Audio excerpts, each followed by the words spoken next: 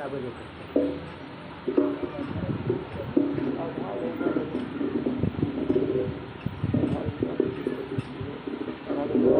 श्री सदगुरुदेव की जय।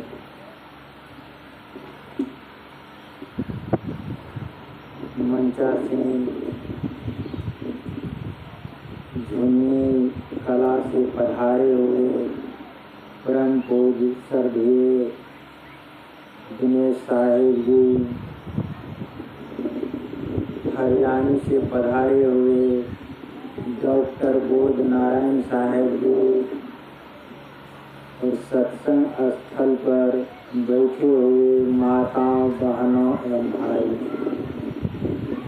सबों के रमैया राम का साहिब जिंदगी, साहिब जिंदगी।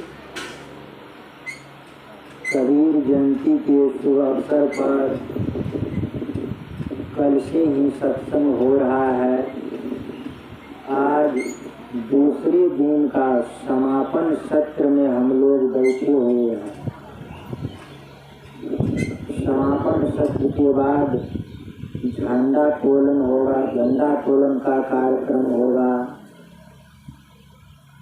निर्धन साहेब धन्य थे, उनकी दो सुपुत्री के द्वारा यह सत्संग का कार्यक्रम किया गया है। उनको लाख लाख बधाई और साधुवाद। सर्वकरीब भारतवर्ष के निराले संत थे। संत तो बहुत हुए, बुद्ध हुए, महावीर हुए, नानक हुए। संत परंपराओं की एक श्रृंखला चली थी, लेकिन उन सब में स्वरूप कबीर निराले थे। स्वरूप कबीर को वैचारिक क्रांति की मध्यकालीन में, जैसा कि अभी आप सुन रहे थे डॉक्टर साहेब से, कि उस समय जातिवाद था, उस समय वर्णवाद था, वर्गवाद था, मजहबवाद था, संप्रदायवाद था, छुआछूतवाद था। इन सभी कुरीतियों को स्वरूप कबीर ने आवाज दी और इसके खिलाफ एक अपनी आवाज बुलंद किया। स्वरूप कबीर ने मानव को मानव कहा। उस समय मानव को मानव की श्रेणी में नहीं रखा गया था। कोई ब्राह्मण में बट गया था, कोई क्षत्रिय में बट गया था, कोई वैश्य में बट गया था, कोई शूद्र में बटा हुआ था। इन चार वर्णों में बटा हुआ था। इसकी देन है मनुस्मृति और शास्त्र। शास्त्र में सबकी अलग अलग परिभाषा कर दी है। शूद्र जो है, वेद गद्दी पर नहीं बैठ सकता है। शूद्र जो है, प्रवचन नहीं कर सकते हैं, भक्ति नहीं कर सकते हैं, भक्ति करने का अधिकार नहीं था, बोलने की अधिकार नहीं था। स्वरूप कबीर को इस तरह की बातें खला और काशी नगरी में रहकर पंडितों के खिलाफ आवाज बुलंद किया। नहीं, मानव मानव समान है, सबको अधिकार है बोलने का, सबको अधिकार है भक्ति करने का, सबको अधिकार है सत्संग करने का। और कोई संत इतनी बड़ी बात नहीं कही। स्वरूप कबीर ही एक ऐसे निर्भीक संत थे जो अपनी लेखनी से, अपनी वाणी से झकझोर दिया समाज को। समाज को वो ज्ञान दिया जिस ज्ञान को पाकर आज हम लोग बैठने का अधिकार है। समाज में शोषित, वंचित, दबे कुचले की आवाज है कबीर। सदु कबीर सामाजिक क्षेत्र में, राजनीतिक क्षेत्र में, आध्यात्मिक क्षेत्र में, तीनों क्षेत्र में पर्दाफाश करने का काम किया और वैचारिक क्रांति की। राजनीतिक क्षेत्र में उस समय जो राजतंत्र था, राजतंत्र सदु कबीर को पसंद नहीं आया। सदु कबीर का पढ़े, राजा देश बड़ो परपंची, रैयत रहत उजारी। कहा राजतंत्र जो है ये व्यवस्थाएं सही नहीं है। राजतंत्र में गरीबों का शोषण किया जा रहा है, वंचितों का शोषण होता है, दबे कुचले की आवाज को दबाया जाता है। तो सदु कबीर को समझिए, दबे कुचले की आवाज है, जनमानस की आवाज है। सदु कबीर संस्कृत में नहीं बोले, सदु कबीर बीजक ग्रंथ लिखा, बीजक ग्रंथ अपनी वाणी से बोला। तो आपकी भाषा में सदु कबीर बोलते हैं, खेती में सदु कबीर बोलते हैं, ताकि जनमानस समझ सके सदु कबीर की वाणी को, सब व्यक्ति समझ सके। नहीं तो संस्कृत क्या समझते, वेदों में संस्कृत लिखा हुआ, चारों वेद संस्कृत में है और जितने भी धर्म शास्त्र है संस्कृत में लिखा हुआ है। सदु कबीर अपनी भाषा में लिखा और आपकी भाषा में बोला, ताकि सभी लोग समझ पाए, सभी लोग भक्ति कर पाए। भक्ति करने का अधिकार कहाँ था? सदु कबीर ही भक्ति करने का अधिकार दिलाया। सदु कबीर ही जो शोषित वंचित व्यक्ति थे उसको ऊपर उठाने का काम किया। समाज में किस तरह की घृणा है, छुआछूत है। एक तरफ शूद्र से छुआछूत रखते हैं, ब्राह्मण क्षत्रिय, वो सिर्फ कहते हैं कि शूद्र सेवा के लिए है, शूद्र सिर्फ सेवा कर सकते हैं ब्राह्मणों की, वो पूजा पाठ नहीं कर सकते हैं। व्यास गद्दी पर बैठकर प्रवचन करने का अधिकार नहीं है। व्यास गद्दी पर बैठेगा ब्राह्मण ही, व्यास गद्दी पर बैठेगा क्षत्रिय ही। वैश्य और शूद्र को नीचे श्रेणी में रखा, इसको आदमी माना ही नहीं, इसको पशु के समान व्यवहार किया। तो सदु कबीर इन सारे चीजों के, इन सारी कुरीतियों के खिलाफ वैचारिक क्रांति करके समाज में समता व्यवस्था लाया, समाज में शांति व्यवस्था लाया, समाज में सबको हक और अधिकार हुक दिलाने का काम किया। मनुष्य के जीवन में, मनुष्य के मन मस्तिष्क में कितना विकार भरा हुआ है। क्या विकार भरा हुआ है? पूरा कचरा भरा हुआ है कि शूद्र अछूत है। जो भंगी आपके सड़क को साफ कर दे, जो भंगी आपकी गंदगी को साफ कर दे, जो भंगी सूप बनाकर आप उस सूप का घर में प्रयोग करते हैं, उस भंगी को देखकर छोट करते हैं, कहते हैं हटिए, दूर हटिए, दूर हटिए। ये कहाँ का नियम है? जिसको आप समाज से उपचित आज तक रखे, जिसको आज तक आप गले नहीं लगाए, ऐसे लोगों को सदु कबीर ने गले लगाया, ऐसे लोगों को सदु कबीर ने भक्ति करने का अधिकार दिया। सदु कबीर किसी मठ मंदिर में बैठकर पूजा पद्धति नहीं किया। सदु कबीर कहते हैं,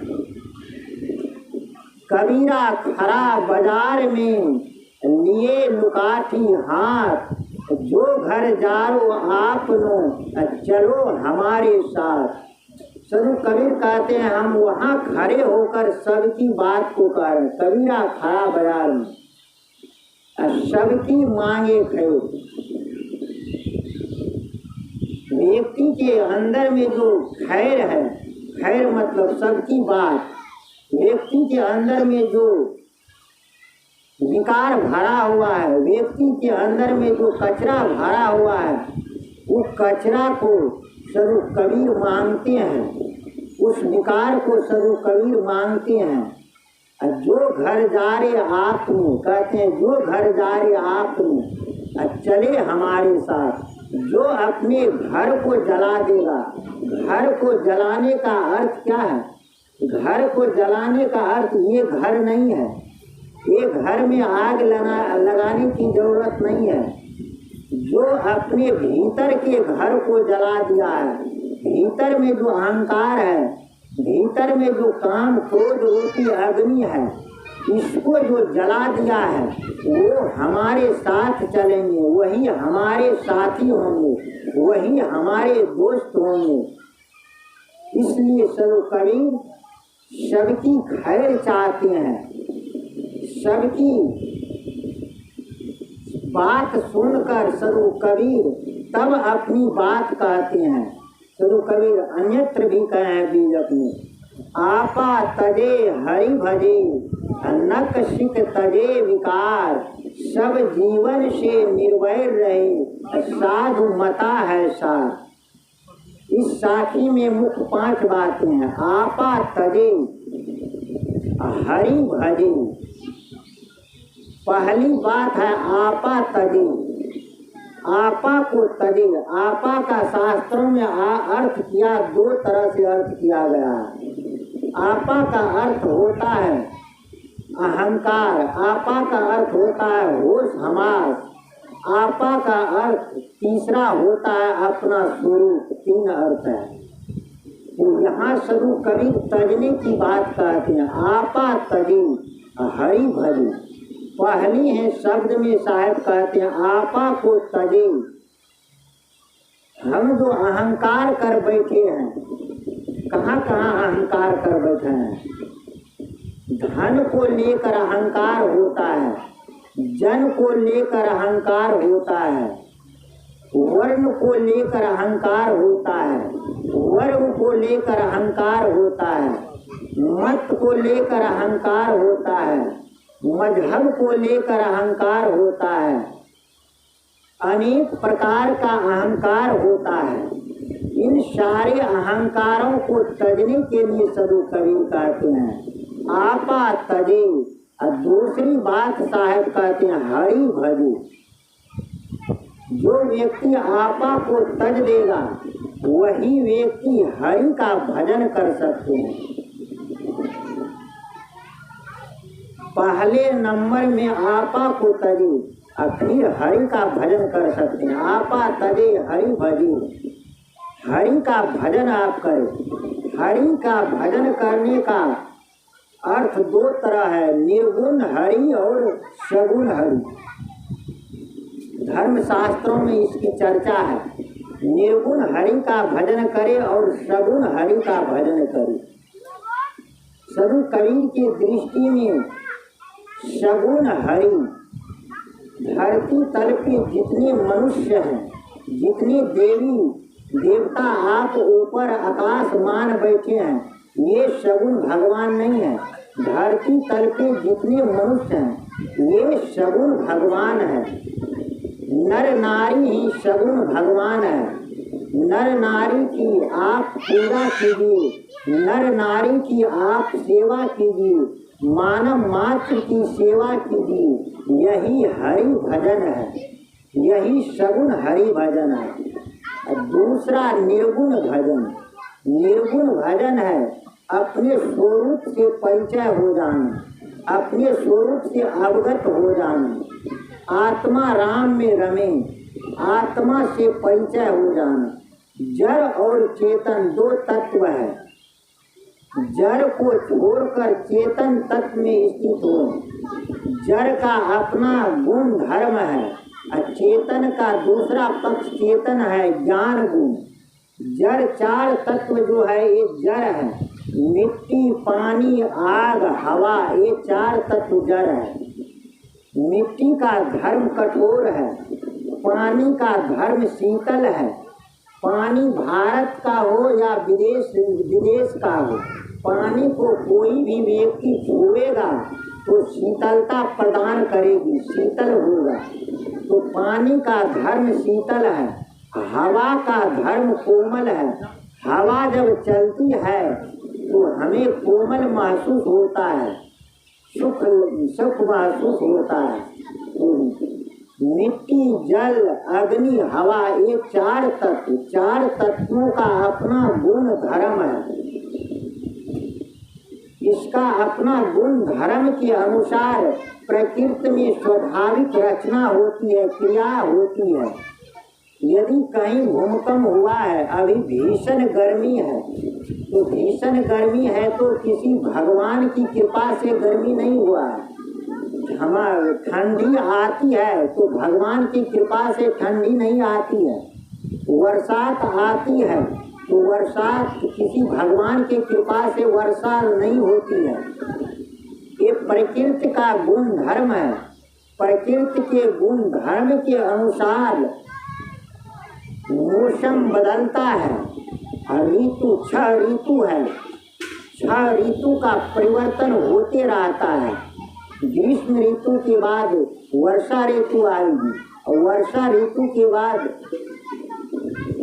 ठंड ऋतु आएगी। ऐसी ऋतु बदलता रहेगा। तो कैसे ये प्रकृति के गुण धर्म के अनुसार, क्रिया के अनुसार बदलता है। हम लोग प्रकृति को ही देवी देवता मान बैठे हैं। हम लोग कहते हैं कि भगवान की कृपा से गर्मी होती है, भगवान कृपा करेगा तो बारिश होगी, भगवान कृपा करेगा तो ठंड होगा, ठंड है। तो ऐसी कोई बातें नहीं है। प्रकृति का अपना गुण धर्म है। किसी देवी देवता और भगवान की कोप से, कृपा से ये नहीं होता। ये प्रकृति के अनुसार स्वाभाविक रचना होती है, स्वाभाविक क्रिया होती है और अबाध गति से प्रकृति चलती रहता है। तो अपना दूसरा चेतन पक्ष है। चेतन पक्ष जो बैठे हुए हैं मनुष्य, ये चेतन पक्ष है। इसमें ज्ञान गुण है। ये अपने अंदर ज्ञान कला जगाकर, विवेक कला जगाकर अपने आप को ज्ञान अर्जित कर सकता है, अपने आप को विवेक अर्जित कर सकता है और ज्ञान अर्जित करके, विवेक अर्जित करके अपना कल्याण कर सकता है। कल्याण करने में मनुष्य समर्थ है, स्वतंत्र है और समर्थ है। स्वतंत्र भी है और समर्थ भी है। लेकिन उसमें कारण क्या हो जाता है? कारण ये जो हम अनेक जगह